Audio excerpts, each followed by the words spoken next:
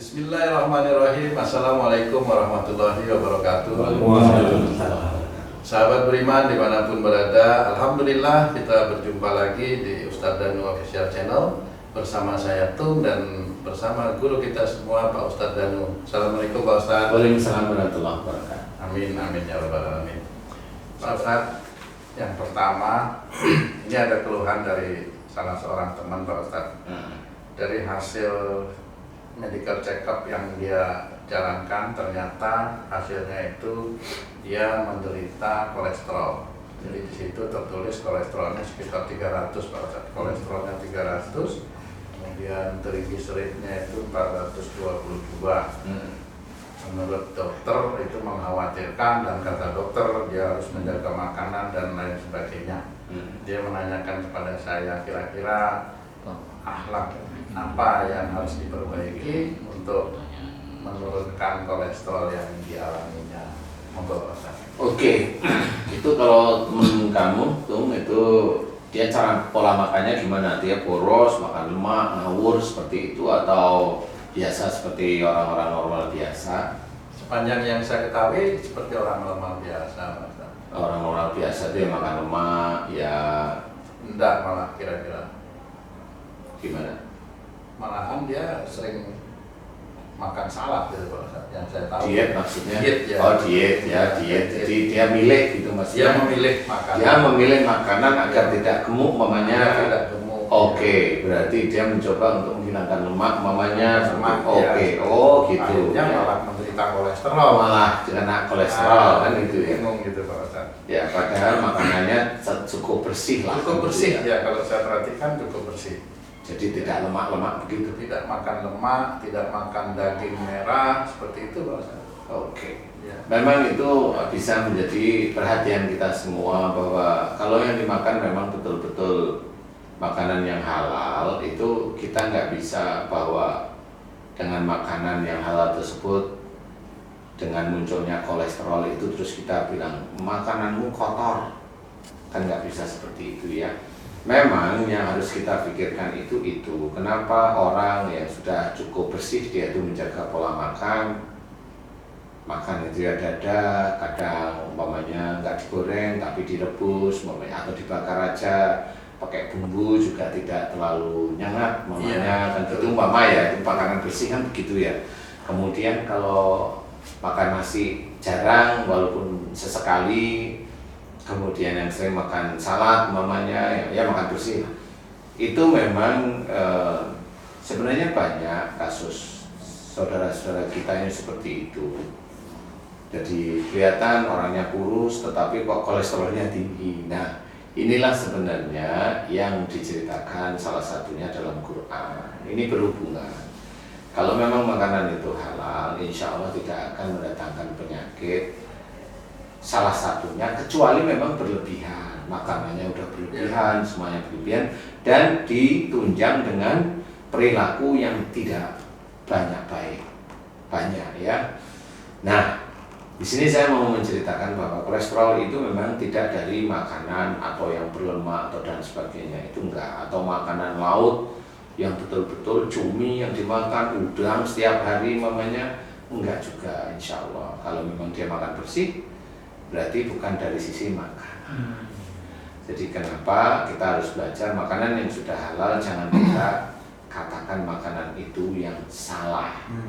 Nah dari sisi itulah kita berpikir bahwa wa ma asabakum min musibatin fa bima kasabat aydikum. Apa saja musibah yang kau terima itu disebabkan dari buah tanganmu sendiri. Nah musibah ini salah satunya ada kolesterol.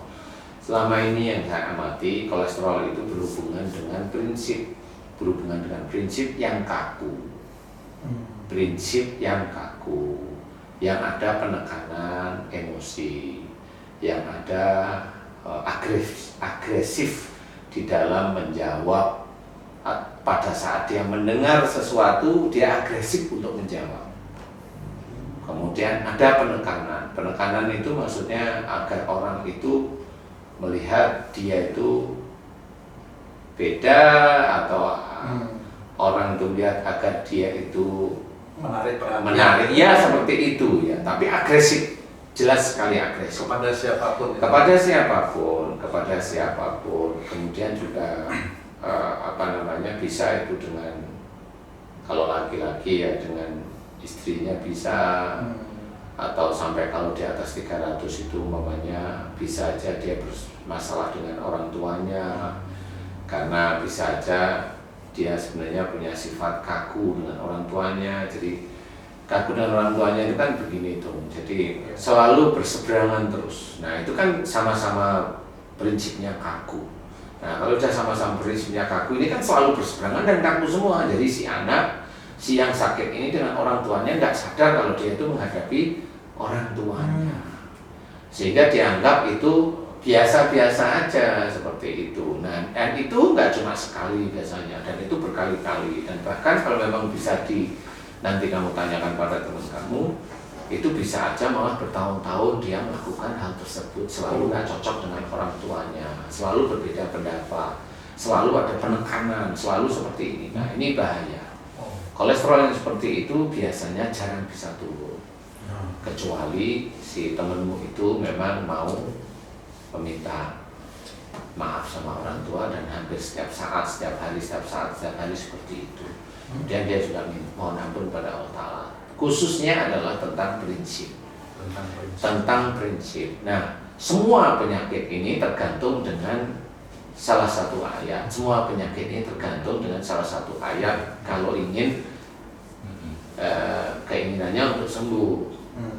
Apa namanya, kalau tadi kolesterol, kaku prinsip, dalam bicara dia ada penekanan, kemudian dia juga sering adu argumen dengan setiap siapapun orang, khususnya dengan teman-temannya atau dengan orang tuanya. Ini semuanya itu akan terjadi. Nah, oleh Allah Ta'ala itu nanti ada yang di hati itu, ada yang khusus, dia itu menetralkan kolesterol itu menjadi tidak netral.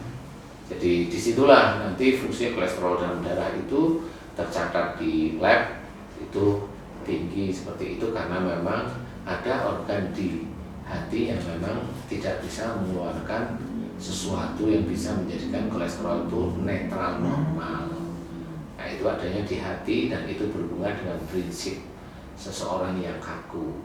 Nah kalau orang tersebut, temanmu itu ingin sembuh dari kolesterol, tanyain, betul nggak kamu keras, kamu senantiasa kalau bicara itu menekan, ada penekanan dalam pembicaraan, kemudian kaku prinsip dengan orang tua bagaimana. Nah kalau itu memang betul, nah baru dia harus meminta maaf dengan orang tua, kemudian dirubah. Karena kalau ingin sembuh ada tiga faktor, illal ladzina tabu waslahu wa bayanu. Nah 3 faktor ini yang nanti akan menjadi pertimbangan Allah, orang tersebut akan dikabulkan enggak doanya. Illal ladzina tabu, mereka yang telah tobat, waslahu, dan melakukan perbaikan, wabayanu, memberikan nasihat kebenaran. Nah baru Allah menjawab faulaika tubu alaihim, maka tobat mereka yang aku terima. Itu ada interval waktu, bisa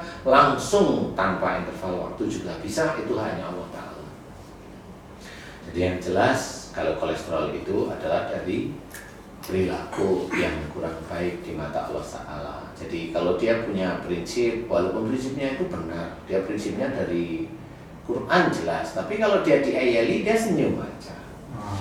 Dia senyum memberikan pengetahuan. Kalau memang pengetahuan dari Quran ini memang tidak diterima, ya dia santai aja. Nah itu yang lembut ceritanya, tidak otot-ototan. Apalagi dia tahu yang ngeyel itu saudaranya seiman, ya dia nggak terlalu dipikirin, dia sudah nggak mau, dia sama aja menolak ayat-ayat Quran, ya sudah biarin aja.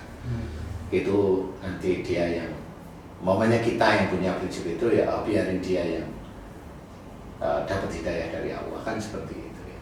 Sehingga kolesterol ini nanti insya Allah kalau dia sudah paham, mulai mohon ampun pada Allah, meminta maaf sama orang tua, minta maaf sama istrinya, meminta maaf dengan teman-temannya yang lain, dan dia berubah, dia tidak kaku lagi, dia lebih tidak emosional, dia lebih tenang, lebih sabar.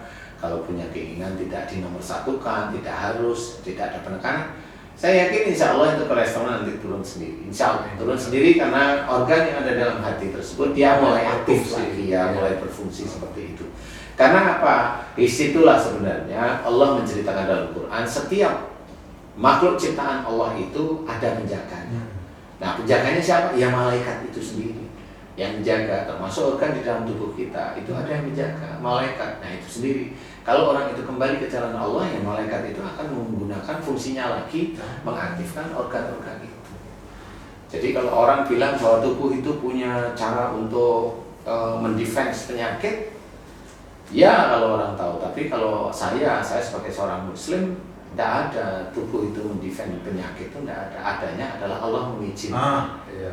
Allah mengizinkan sehingga penyakit itu bisa keluar. Baik, terima kasih Pak Ustadz atas penjelasannya. Nah, sahabat beriman, demikianlah tadi sama-sama kita dengarkan penjelasan dan tausiah dari guru kita Pak Ustadz Danu mengenai beberapa penyakit yang dialami oleh teman-teman kita sahabat beriman. Mudah-mudahan ini bisa memberikan manfaat ya. Marilah kita sama-sama memperbaiki akhlak kita, khususnya kepada orang tua kita, kepada pasangan kita, agar tidak menjadikan dosa di hadapan Allah dan menjadi penyakit bagi kita. Yang akhirnya kita tidak bisa beribadah dengan baik kepada Allah. Demikian acara kita hari ini. Saya dan beserta tim yang bertugas mengucapkan wassalamualaikum warahmatullahi wabarakatuh. Waalaikumsalam warahmatullahi wabarakatuh.